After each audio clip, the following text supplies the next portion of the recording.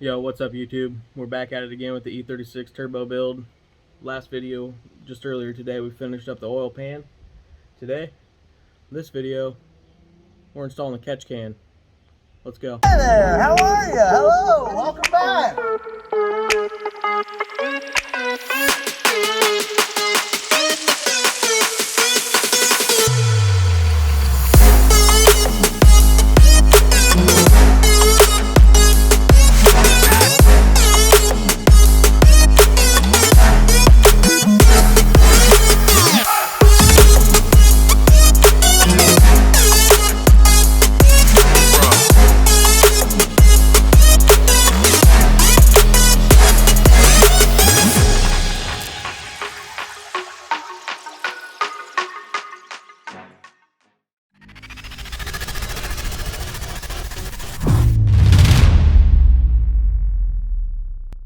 Alright guys, not much has changed since the last video. Got the turbo mounted. I actually put the expansion tank and my new super thin, super slim electrical fan. Hooked that back up. I haven't done the intake side of the intercooler kit because the elbow here that has the thermostat deal that's supposed to send coolant to your throttle body, I'm actually going to block that off, and I forgot to take it to my dad when I took my oil pan up, so now I got to do that again so that he can weld on a plate. But anyways, so here we got our ECS Tuning Performance oil catch can. I'm going to go in this area. I wanted it on that side because this is where it comes from. Here, this is where the old ICV valve or whatever goes down underneath the intake. So I wanted it as short as possible, but with the intake piping and stuff, there's just no room. I mean, I could take the cruise control out, which I might actually take the cruise control out, have to take the cruise control out anyways, but I think on this side it's gonna be just fine. Kind of hidden back here. I already have my 2 holes drilled. So that's the catch can, and then also this is sold separate. Basically, it's just a mounting kit for it. And there's part number or whatever. Comes with a few different brackets and some hardware for mounting it. So there's an angled one. The other one in the bag is just straight. Another bracket, kind of like a universal deal. But let's open this puppy up and show you guys. Shout out ECS Tuning. It's where I get most of my BMW parts, just because they have really good pricing. Everything's available, super quick shipping. Anybody from ECS Tuning that's watching this, because I know there is not. Shout out to you guys. But there she is. Pretty nice quality. Got an inlet, outlet. Just gonna set like this. I'll probably just leave it that way, inlet, outlet. There's a way you can flip them. There's the baffle inside, which here, I'll just take it apart. There, take those 2 screws out. This plate comes off, and then there's like a cross. Flip those around, put the plate on backwards, screw it back together, and that's how you flip it around. But see the focus honeycomb deal in there? That's your inlet, and the other side's your outlet. There's the can itself. Comes with a little Allen wrench for the drain, so that you can drain it. Actually, I don't know what that Allen wrench is for. Oh, probably for those screws there. But the drain, they also sell a drain kit. Take this little plug out, and it comes with a little valve. And then you hook a hose, turn the valve, drain it out, whatever. I'm not that worried about it. And then here's the top. Also, cool part about it. Trying to do this one-handed.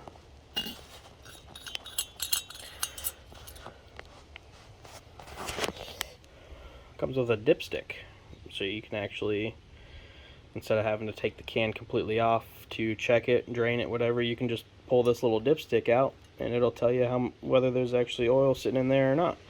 So you don't have to waste your time like Kelly's catch cans. But yeah, I'm gonna get this mounted up and show you what it looks like. Alright guys, first thing I did is bolt these two together just loosely so that I can adjust them up and down. Next thing, grab this. This is going to go on first. You're supposed to take the O-ring off of the catch can before you do this so that you don't ruin it. Knock it off, etc. Etc. But we're just sending it. So there's that. And then you just put the body of the can and thread it on. Make sure she's straight with the bracket or however you need it on your application. Tighten it up and there she be. So now give me just a second, I'm gonna grab a couple bolts and nuts. Alright, got some. I mean, yeah, they're grade 8, but I actually have an abundance of these because I bought a whole bunch a long time ago. It's probably overkill, but oh well.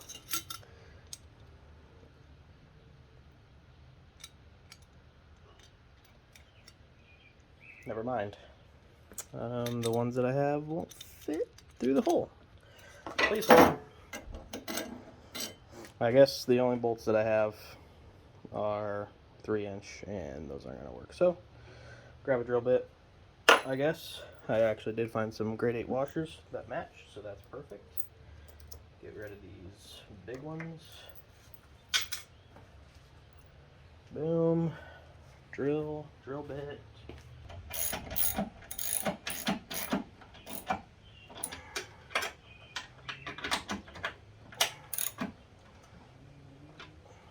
Alright. So there's that. Installed, as you can see, I guess. Kinda. Oops. There.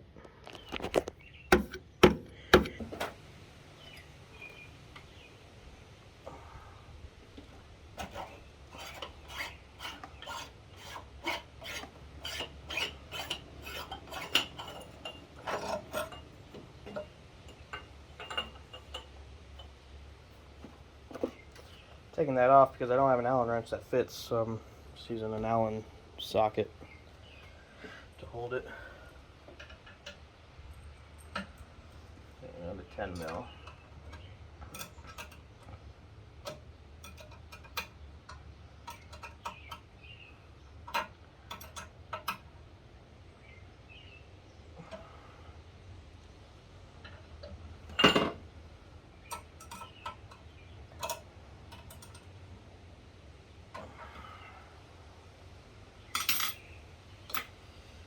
Alright, now it can go back on.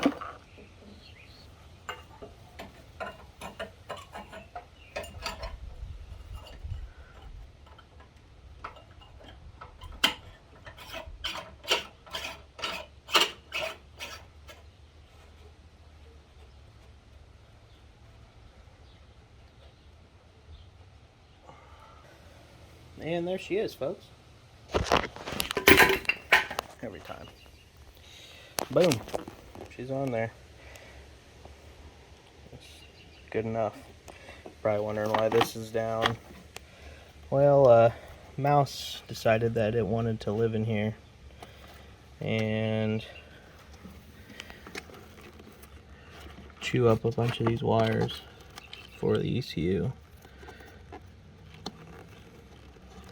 Or I don't remember which ones they are, but I know they're in here. But I found a mouse nest in here when I pulled this apart. Oh, there. That's where they are. Yeah, so that's fun. I gotta fix that. But anyways, so there's that. So now coming off of this valve cover. Used to be a fitting. Oh, it's probably in the box over there, but I'm not going to dig through it. It's a little plastic piece that snaps in and it locks in right here. It's got a big piece and then a small 2 hoses come off. This is from Rally Road Racing. Try to remember to put a link down. They have 2 different versions of this. One is supposed to be with this fuel rail. It like comes out angles and then comes out with a 10AN fitting. I didn't think it was going to be that tight. It is pretty tight. But it'll fit on there. Has 2 O-rings on there. You just slam it on in there and there you go. So that's what the rest of this AN line is going to be for. I already got this side on fitting, so it's going to go there, run over. Either I'm going to go underneath. Yeah, I'm probably going to go underneath the intake. Otherwise, I'm just going to go out and around. But I think I'm going to go underneath if I can. Back around and then to that. So let me run this hose and then I'll get back with you. Alright, so there it is on that end. I ran it underneath the intake, out the back.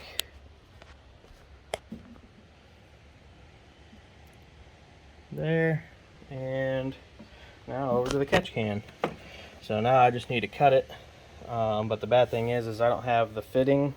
It's supposed to be here today, but it isn't yet, to go in here, because at first I was going to use these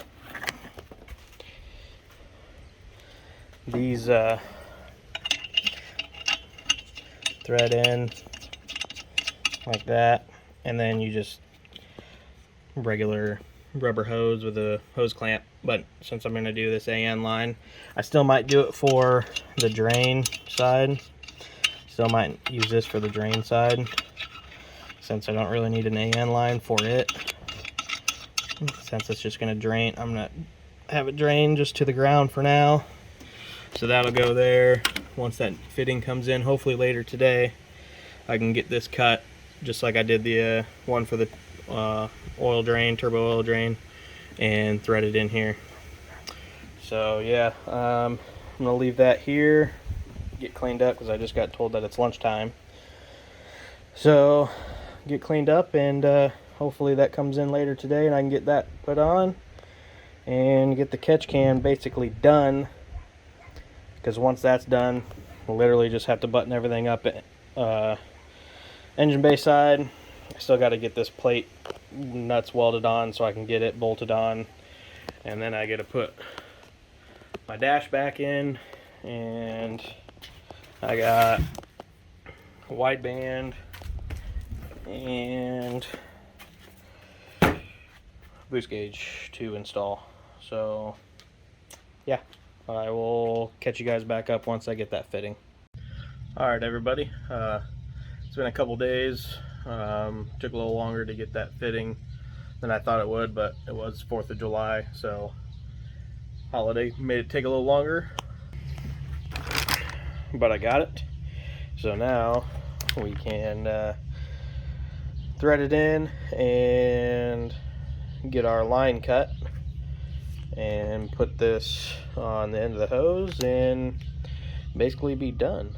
I'm gonna just get a rubber hose for this from the hardware store, or I might add, see if I can find one that's pre-bent with a 90, so it kind of comes down easier. But I think I got room to drop it down just with a regular rubber hose, but that's no big deal. I can go get that at any time. So let's get this threaded in and get this line cut. Alright everybody, got you set up on the tripod 9000.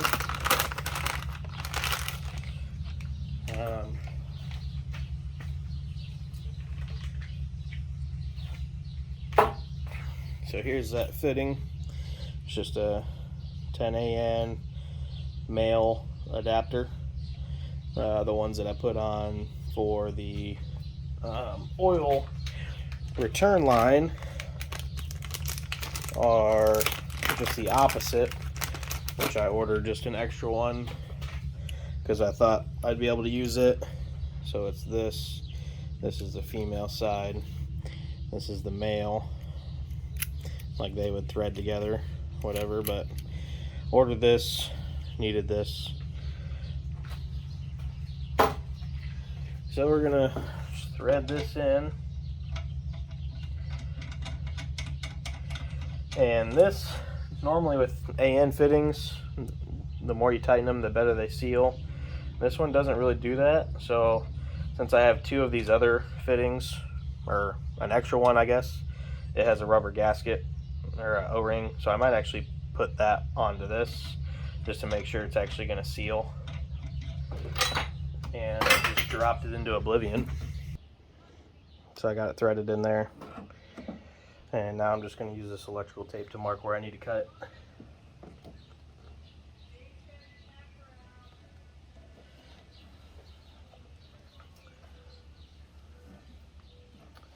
And we'll wrap this around. If you guys watched the last video that I made for the oil pan, kind of talked on how I cut these lines. Just use this electrical tape and wrap it around, I don't know, 10 times or something. So there is where I'll cut it. So let me grab my angle grinder and I'll get it cut off. Quit talking to your phone. Angle grinder in hand.